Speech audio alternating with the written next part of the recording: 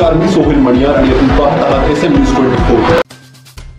चिचोंडी पाटील तालुका जिल्हा अहिल्यानगर येथे वैकुंठवासी परमपूज्य हरिभक्तपरायण गुरुवर्य मदन महाराज बियानी यांच्या कृपाशीर्वादाने अखंड हरिनाम सप्ताह ग्रंथराज ज्ञानेश्वरी पारायण सोहळा यामध्ये मंगळवार दिनांक 24 डिसेंबर रोजी कीर्तनकार हरिभक्तपरायण आसाराम महाराज बडे आळंदी यांचे कीर्तन झाले।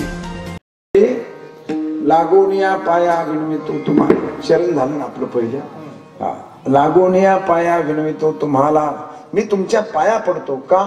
एक तर त्यांना देवानं पाठवलंय, दुसरी गोष्ट ते दयाळू आहेत आणि ते स्वतः संत साधूचा मार्ग चोखंदळपणानं आचरणासाठी आलेले आहेत। मार्ग दावून गेले आधी दयानिधी संत ते तेडेची पंथे चालू जाता, हे नपडे गुंथा म्हणजे दयाळू पुढच्या माणसानं मार्ग दाखवला, त्याच्यासाठी आम्ही आलो। आम्हाला देवानं पाठवले मज धाडिले निरोपा आणि दयाळू अंतकरण आहे, अशी अनेक कारणं असल्यामुळे तुमची इच्छा नाही त्यांचं ऐकायची किंवा त्यांच्या प्रमाणे वागायची, आपली इच्छा जरी नसली तरी त्यांनी मात्र आपल्याला प्रार्थना केलेली आहे का? जगाच्या कल्याणा देह कष्टविती परोपकारी, जगाच्या कल्याणासाठी ती आलेली आहेत। म्हणून पाया पडणे, पाया पडतो तुमच्या। हे सगळं पाया पडणं हे सगळं पुढच्या चरणासाठी आहे, हे सगळं पुढच्यासाठी आहे। लागोनिया पाया विनवितो तुम्हाला, का आमच्या पाया पडता त्याचं कारण मी आपल्याला सांगितलं। विनंती माझी पाया पडून तुम्हाला का आहे, तर त्याचं कारण तुम्ही देवाचं चिंतन करावं, मुखानं देवाचं नामस्मरण करावं। आणि मुखानं नामस्मरण करत असताना दोन गोष्टी याच्यात फार महत्त्वाच्या सांगितल्या, करे हातानं टाळी वाजवा आणि मुखानं नामस्मरण करा। ते मी सांगतो तुम्हाला, पण पहिल्यांदा काय करा, टाळी वाजवा आणि मुखानं नाम घ्या। नाम कोणतं घ्यायचं ते त्यांनी पुढे सांगितलेलंच आहे, पण टाळी वाजवा। कशाला टाळी वाजवायची? नुसती टाळी वाजवली तर चालेल का? नाम नाही घ्यायचं।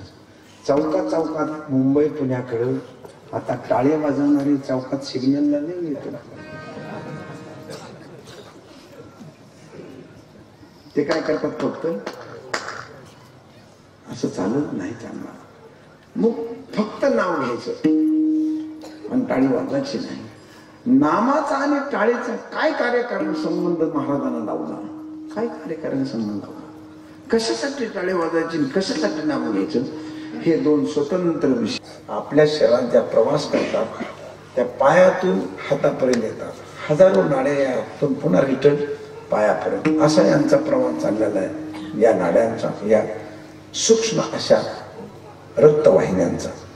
त्याचा परिणाम असा आहे, अशी जर टाळी वाजवली तर या सगळ्या हातावर प्रेशर येतो, प्रेशर येतो आणि प्रेशर आला की आपल्या अंतःकरणामध्ये, शरीरामध्ये किंवा या रक्तामध्ये जे रक्ताचं प्रेशर चाललंय, जे प्रवाह चाललाय रक्ताचा, तो वेगानं चालू होतो। दाबला की वेगानं चालू होतो, त्याला दाब दिला की तो प्रवाह वेगानं चालू होतो।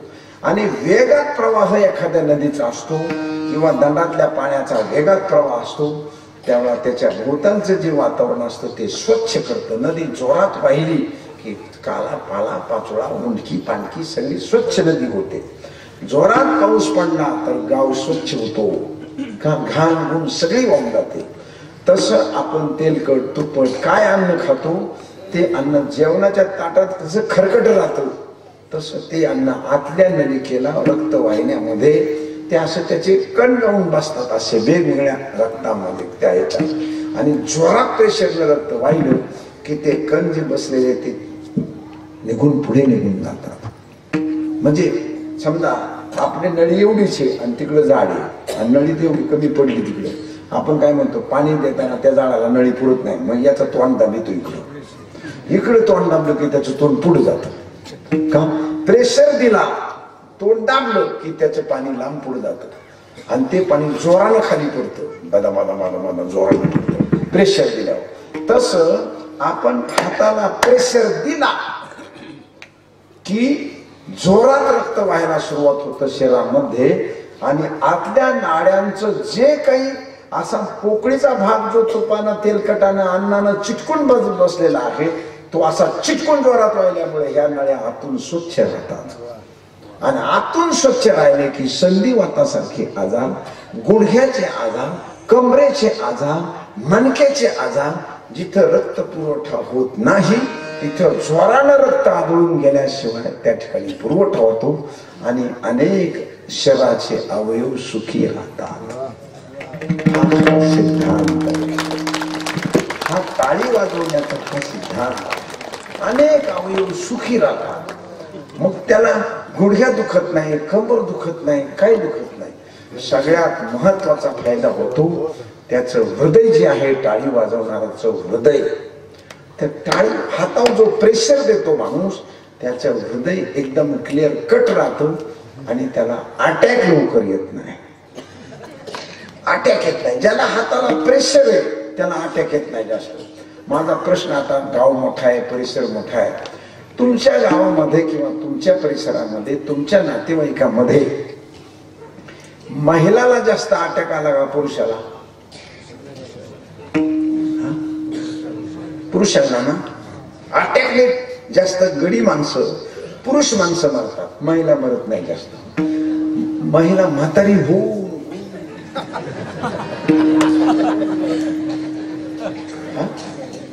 म्हातारी महिला किती जरी खरकासारखी बाई वाळून जाती, वाकून जाती, बरोबर, तेव्हाही जाते. आणि पुरुषाला वाकायची गरज नाही, चालता चालता चहा प्यायला बसला का?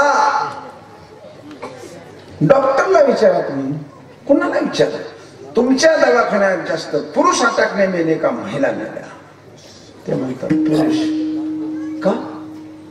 महिला का नाही मरत? एकाच घरात राहतात, एकच ज्वारी बाजरी भाकरी काय अन्न दोघं एकच खातात, मालक आणि बाई एकच अन्न खाते, एकच पाणी पितात, एकाच मटक्यातलं, एकाच विहिरीचं, एकाच नळाचं, सगळं जर एक आहे तर महिलांना समाजामध्ये अटॅकचं प्रमाण का आणि कमी का आणि पुरुषाला जास्त का? हे विज्ञान आहे माना. का? महिलांच्या हातावर प्रेशर आहे. महिलांच्या हातावर काय आहे? प्रेशर आहे. ती भाकरी टाकायला लागली तरी ती थापूनच टाकते. आता तिला येत नसली, पोळी लाटायला लागली तरी बेलनं असं फिरवते, असं तिच्या हातावर बेलनं फिरतं. महाराज रोज सकाळ संध्याकाळ असं बेलनं फिरतं, हातावर सारखं फिरतं, बरोबर. शेतकरी बाई असेल तर गवऱ्या थापीती, तिच्या हातावर प्रेशर येतं. त्याच्यानंतर ते धुणं धुवायला लागली तरी जोरानं असं दाबू दाबू दाबू दाबू दाबू दाबू साड्या म्हणा, कपडे म्हणा, सगळी दाबून दाबून ती धुती. म्हणजे तिच्या हातावर प्रेशर आहे. स्वयंपाक करताना प्रेशर आहे, जेवण करताना प्रेशर आहे. भाजी चिरायला लागली, वांगे, टमाटे, बटाटे, जोराने दाबणार, जोराने चिरणार, जोराने दाबणार, जोराने. म्हणजे भाजी चिरताना हातावर प्रेशर, धुणं धुताना हातावर प्रेशर, गवऱ्या थापताना, पोळी भाजी करताना, झाडून काढायला लागलं तरी झाडू पक्का हातात धरणार, प्रेशर नाही मला. म्हणजे तिला झाडून काढताना, फरशी पुसायला लागली तरी तिच्या हातावर प्रेशर, सारवायला लागली तरी तिच्या हातावर प्रेशर. म्हणजे सारवताना तिच्या हातावर प्रेशर येतं, दाब येतो, सारखा हातावर तळातो, दाब आहे त्याच्या, बरोबर आहे. याप्रमाणे पुरुषाच्या हातावर दाब आहे काय? फक्त तंबाखूच मळायची ना. ह्या अवलादीला दुसरं कामच काय?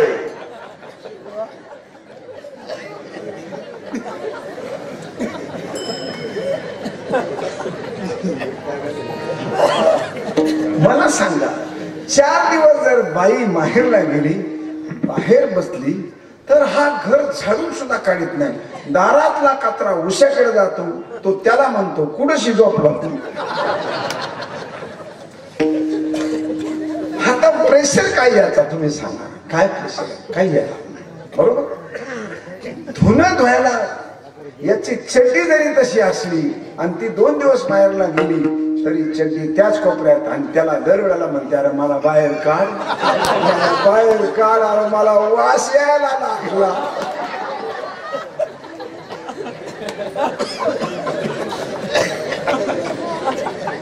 मला सांग बस झालं एवढं, अजून माझ्याकडे फार आहे. कपडे धुवायचे नाही, काही प्रेशरचं काही कामच करायचं नाही ना, नुसतं खायचं आणि घरचे तुकडे खायचे आणि गावाच्या चवाट्या जाऊन जाऊन अख्ख्या गावाच्या गोधाड्या धुवायच्या. त्या हाताने धुवायच्या नाही, कशाला, फक्त तोंडाला धुवायच्या. बाई घरातले कपडे हाताने धुते आणि हा अख्खा गाव तोंडानं धुतो. मला सांगा काय प्रेशर, याचं कामच काय सांगा, खायचं आणि राहायचं, बरोबर आहे. आणि म्हणून महिलांना संपूर्ण देशाचा जगाचा सर्वे करा, महिलांना अटॅकचं प्रमाण कमी आहे आणि पुरुषाला अटॅकचं प्रमाण जादा आहे. हातावर प्रेशर आला पाहिजे आणि प्रेशर आला की अंतकरण, शरीर, हृदय, रक्तवाहिन्या, इडा, पिंगला, सुषुम्ना, पांढऱ्या तांबड्या पेशी ह्या सगळ्या शुद्ध होतात. जसा जमीन तापल्यानंतर जादा पिकते तसं शरीर सतत प्रवाहित राहिला. म्हणून तर डॉक्टर सांगतात पाठ फिरायला जा, आणि पायाने फिरा, मोठ्याने हसा, तिकडे डोंगरात गेले हो, आणि पुन्हा थंड पाण्याने स्नान करा. हे सगळं कशासाठी महाराज? चालायचं कशाला? चालण्याने तुमचं रक्ताभिसरण. म्हणून पंढरपूरच्या वारीला माणसं जातात, आळंदीच्या वारीला पायी पायी दिंडी जातात माणसं. दिंडीत लय सुखी. अरे दिंडीत काय सुख आहे? चालला म्हणून 2 भाकरी ज्यादा खाल्ल्या ना, 2 भाकरी ज्यादा खाल्ल्या. रक्ताभिसरण चांगलं चाललं की माणसाला सुखी वाटतं आणि रक्ताभिसरण बिघडलं की माणूस दुःखी होतो. हा विज्ञानाचा सिद्धांत तुकोबाराय सांगतात. वेड्या, तुला तुझं शरीर चांगलं ठेवायचंय ना, तुझ्या पाया पडतो. अरे तू टाळी वाजव, तू टाळी वाजव, तू टाळी वाजव. तुझं शरीर चांगलं व्हायचं असेल तर रक्ताभिसरण सगळं जर छान व्हायचं असेल तर तू टाळी वाजव. त्याला प्रेशर येईल टाळीनं आणि मुखानं. ह्या टाळीच्या नादामध्ये नाद ब्रह्म तयार होईल आणि त्याच्यामध्ये परमेश्वराचं चिंतन कर. फुकट टाळी वाजवण्यापेक्षा देवाचं काय कर, चिंतन कर. महाराज देवाचं चिंतन करायचंय, टाळे वाजवण्याचं कळलं, पण चिंतनानं काय होणार आहे?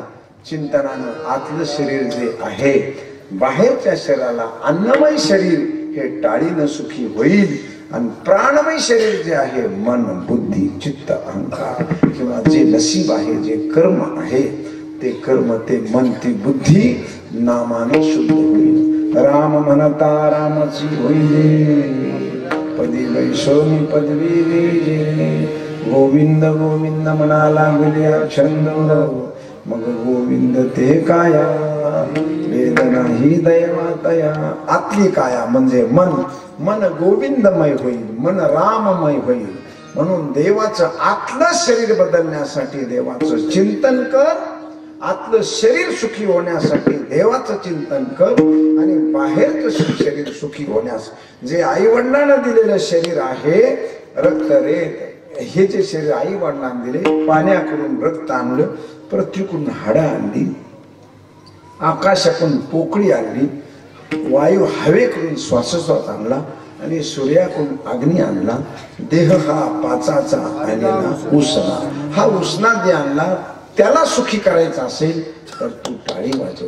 आणि जो तुझ्या मालकीचा देह आहे, मन, तुझं स्मरण, तुझं कर्म, कपाळावर लिहिलेलं कर्म, दैव, ह्या सगळ्या गोष्टीला, आंतर शरीराला तुला जर सुखी करायचं असेल तर तू मात्र देवाचं चिंतन कर.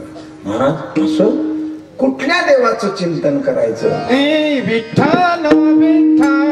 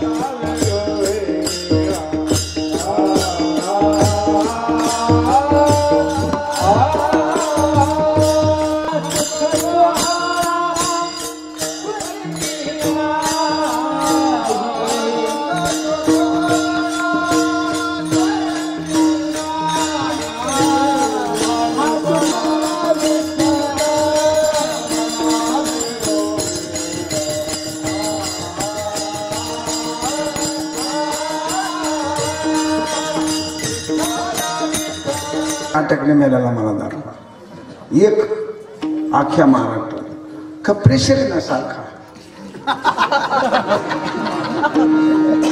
दाखवा ना. माझं आव्हान आहे.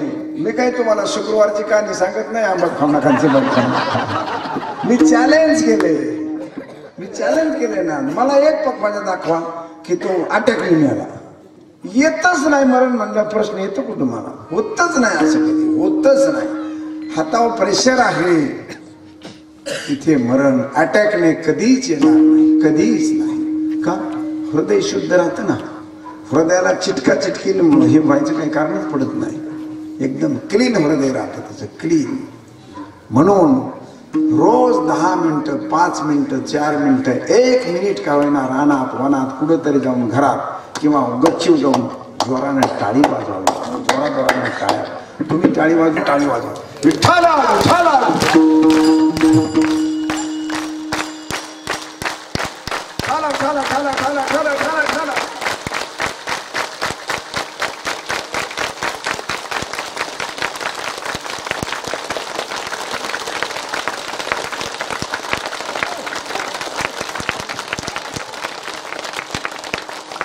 आतमध्ये छातीत दणका बसल्याशिवाय ठ म्हणता येत नाही. ठ वर जीभ टाळूला लागणार आणि आतून ठचा आवाज येणार. वरच्या वर इथून ठ म्हणताच येत नाही. दणका इथं बसतो. ठ ठ ठ ठ ठ म्हटलं की आतल्या हृदयाचं जे पंपिंग आहे ते पंपिंग असं होतं. असं पंपिंग होतं ठ म्हटलं. आणि एक असा प्रेशरनं दणका बसतो. एक जेवणिका दुसऱ्या जेवणिकेवर जाऊन सारखी प्रेशरनं आदळते. आणि ज्यावेळा ती आदळते ठ म्हटल्यानं त्याचा प्रेशर ज्यावेळा वाढतो त्यावेळा रक्ताभिसरण आतून अतिशय मधुर रीतीनं त्याचं शुद्धीकरण वेगानं व्हायला सुरुवात होते. रक्ताचं शुद्धीकरण वेगानं सुरुवात होते. आणि म्हणून ठ शब्द हृदयातून येत असल्यामुळे ठ म्हणणार ना विठ्ठल विठ्ठल विठ्ठल विठ्ठल असं जो म्हणतो या माणसाला अटॅक येत नाही. म्हणून विठ्ठल शब्द सांगितलाय. विठ्ठल विदाठान शून्यांना ते गृह्णाते येते विठ्ठल. हे संस्कृत मध्ये हे नका ध्यानात ठेवू. याची काही गरज नाही. आपल्याला लवकर मरण येऊ नाही अपघाती येऊ नाही असं खाता खाता येऊ नाही नाही तर झोपीत येऊ नाही यासाठी विठ्ठल म्हणा. याच्यासाठी विठ्ठल म्हणा विठ्ठल विठ्ठल विठ्ठल असं म्हणायचं. टाळी वाजवायची आणि इथून विठ्ठल शब्दाचा अर्थ.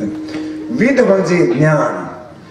आता विठ्ठल शब्दाचा अर्थ सांगतो. का सांगितलं विठ्ठल शब्द एवढं सांगतो. वि शब्दात विध धातू आहे. ते संस्कृत नका ध्यानात ठेवू. ते जाऊ द्या बाजूला. वि म्हणजे ज्ञान. ठला ठ जोडले हे स्थिर आहे. ठ म्हणजे स्थिर. आणि विठ्ठल ल म्हणजे सुंदर. बघा विठ्ठलाचा जप का करायचा यासाठी आपल्याला सांगतो.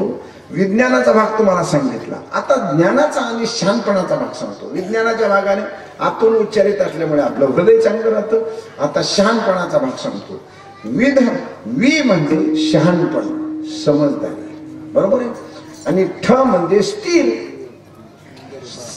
तिष्ठती म्हणजे उभा राहिलेला आहे. आणि ल म्हणजे लाती म्हणजे सुंदर. ल शब्दाचा अर्थ सुंदर. ठ शब्दाचा अर्थ स्थिर. आणि वि शब्दाचा अर्थ शहाण्या किंवा ज्ञान किंवा समजदारी. तुम्हाला जे घ्यायचे ते जे ध्यानात राहील ते.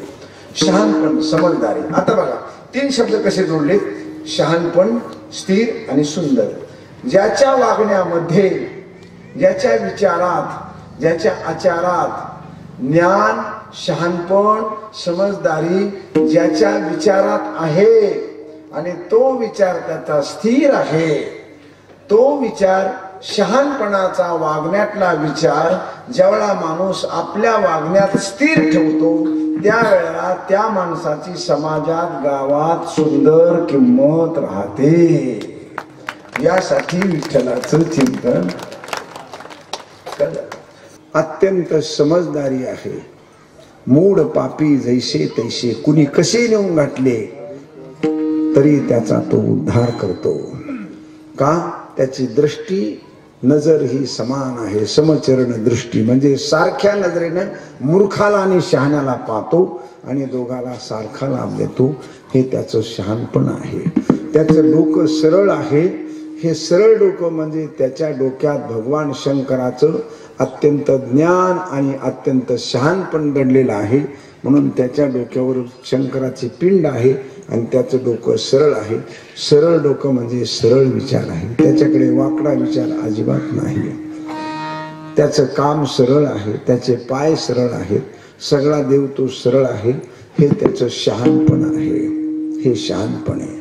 आणि ते शहाणपण नुसतं एक दिवसापुरतं नाही. आपण शहाणे आहोत, पण आपण सोमवारी गुरुवारी शहाणा राहतो आणि रविवारी लई गोंधळ घालतो.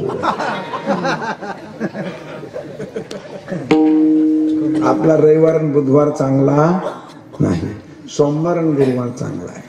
श्रावणी सोमवार आले की महिलांची रांगच्या रांग शंकराच्या मंदिरात असते. महिलांची रांग श्रावणी सोमवारी. मंगळवारी त्याच्या दारातला कचरा काढायला सुद्धा एक बाई जात नाही. बेलाचे पानं कचरा कुठं काय मंगळवारी जातच नाही. का? शहाणपण सोमवारी आहे, मंगळवारी नाही. तो त्या पार्वतीला घेऊन फक्त सोमवारीच तिथं आलाय आणि मंगळवारी काय गोव्याला फिरायला गेला. पार्वतीला घेऊन गोव्याला गेला का फिरायला आणि सोमवारीच तिथं आलाय.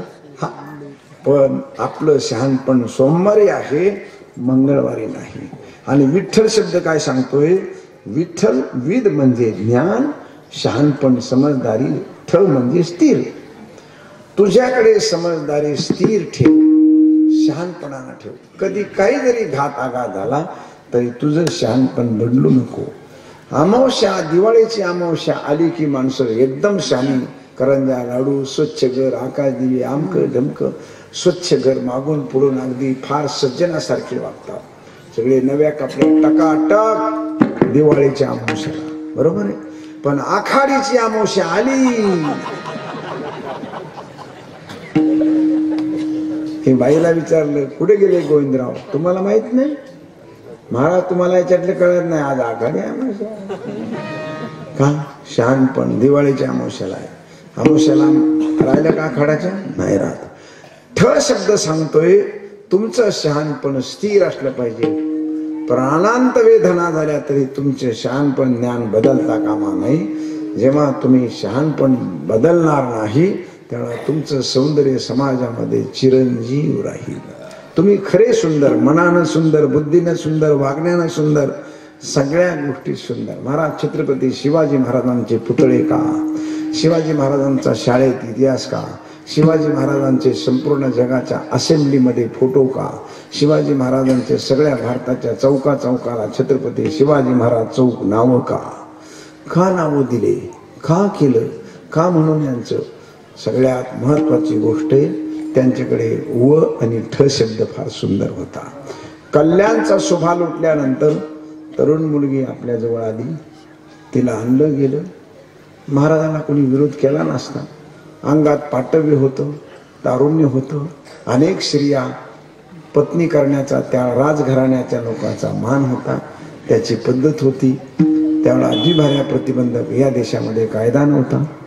ह्या सगळ्या गोष्टी अनुकूल असताना सुद्धा राजे वि शब्दावर आणि ष्ट शब्दावर इतके स्थिर होते.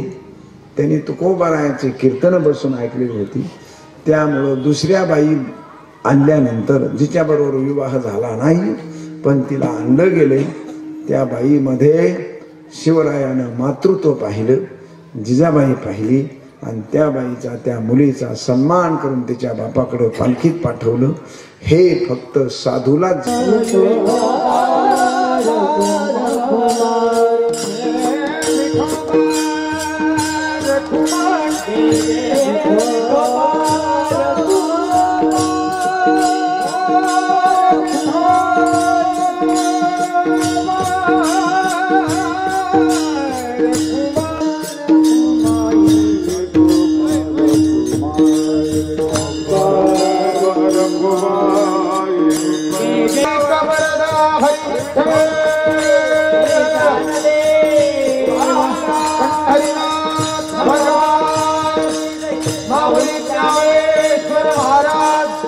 सद्गुरु तुकाराम महाराज, गुरुवर्य मदन महाराज की जय, पंडित मदन महाराज की जय।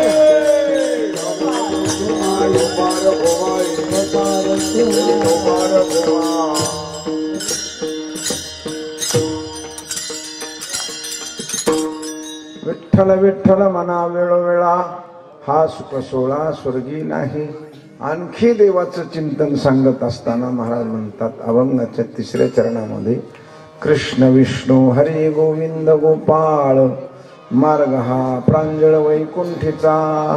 स्वस्वरूपामध्ये वैकुंठाला आत्मस्वरूपात जायचं असेल तर अजून देवाचं चिंतन तुम्हाला सांगतो। कृष्ण विष्णू हरी गोविंद गोपाळ, कृष्ण विष्णू हरी गोविंद गोपाळ ही 5 नावं सांगितली आणि पहिले सांगितलं विठ्ठल, एकूण 6 नावं सांगितली। कृष्ण नाम ककार कमलाकांत,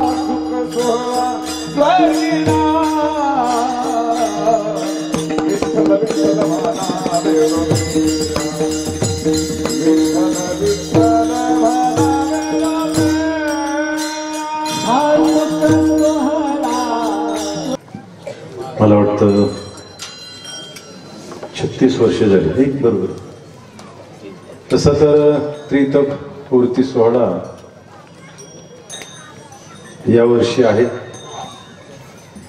36 वर्षापूर्वी स्वानंद सुखनिवासी गुरुवर्य मदन महाराज यांनी हा सुरू केलेला नामसप्ताह आणि 36व्या सप्ताहातील आजची 4थ्या दिवसाची सेवा महाराष्ट्रातील प्रसिद्ध कीर्तनकार परमश्रद्धेय आदरणीय परमपूज्य आसाराम महाराज बडे आळंदी वेळेवर येऊन त्यांनी आपल्याला अतिशय मोलाचं, अतिशय गरजेचं असं मार्गदर्शन आपल्याला केलेलं आहे। त्यांनी पहिल्यांदाच सांगितलं की प्रदूषण झाले, सगळ्या क्षेत्रामध्ये काय झाले, प्रदूषण झालं। महाराज एक बाई रोज पिऊन यायचा मालक, तिने ठरवलं मला रोज प्यायचं।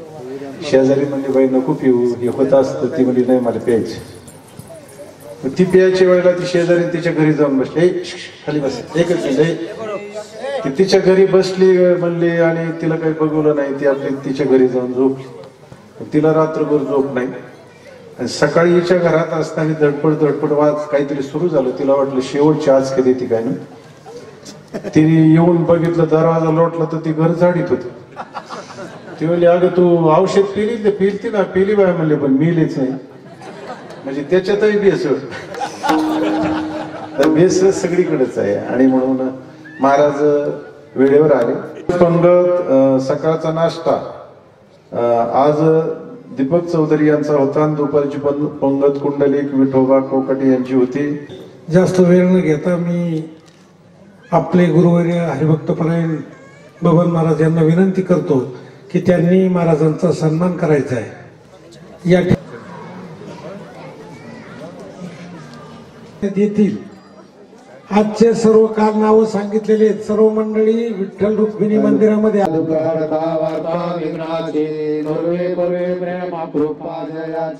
सर्वांगी सुंदर वशितेंदुराची, कंठे झळते माळ मुक्ता फळाची।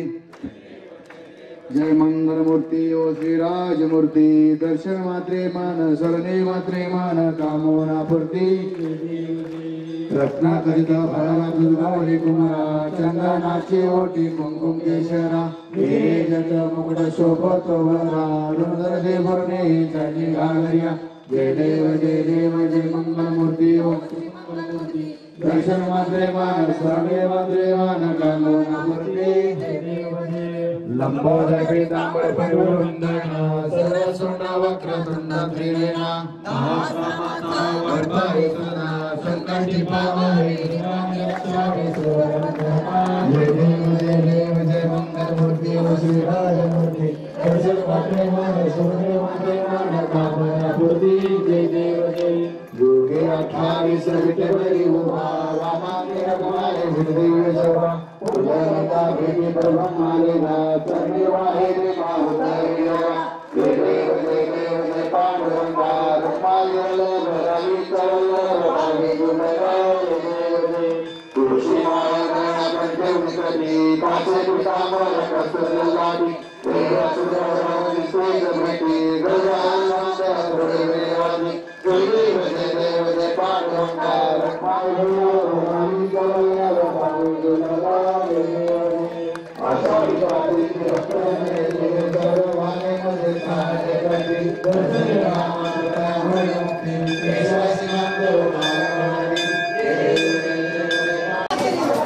सायंकाळच्या पंक्तीचे अन्नदाते सुरेश गोपाळा देवकर, विठ्ठल भाऊराव ठोंबरे, बबन किसन खांदवे, सुभाष परसराम झांबरे, अशोक बन्सी जाधव, दत्तू रामभाऊ कोकाटे, शंकर भिवा कोकाटे, दशरथ सखाराम कोकाटे, कैलासवासी ज्ञानदेव गीताराम कोकाटे यांचे स्मरणार्थ कोकाटे परिवार, दत्तू किसन जाधव, कैलास भिकाजी देवकर, बाप्पू नामदेव तनपुरे, मायंजी एकनाथ कोकाटे, शिवराज विजय कोकाटे, बाळकृष्ण राजाराम दळवी, अर्जुन माधव नालकुल, धोंडीबा कृष्णा कोकाटे, पैलवान राजू भाऊ कोकाटे, बाप्पू पांडुरंग खेडकर, सार्थक रवींद्र खडके, सुमनबाई सूर्यभान कोकाटे, नेवासराव दगडू कोकाटे, मोहन बापूराव कोकाटे, कैलास रवासी, रभाजी जाधव यांचे स्मरणार्थ जानकाबाई उद्धव दिलवाले, रामदास किसन जाधव, आबासाहेब बन्सी कोकाटे, रामभाऊ यशवंत कोकाटे, बाळासाहेब निवृत्ती जाधव,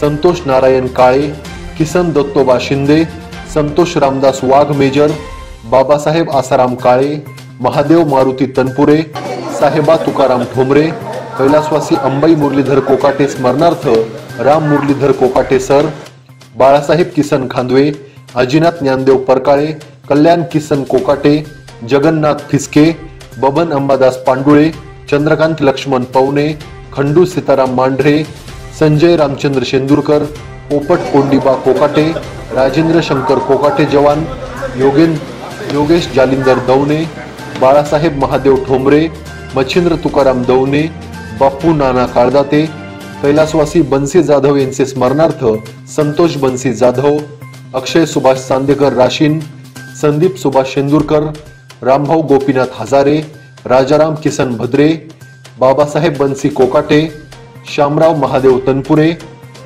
आदींनी पंगत दिली.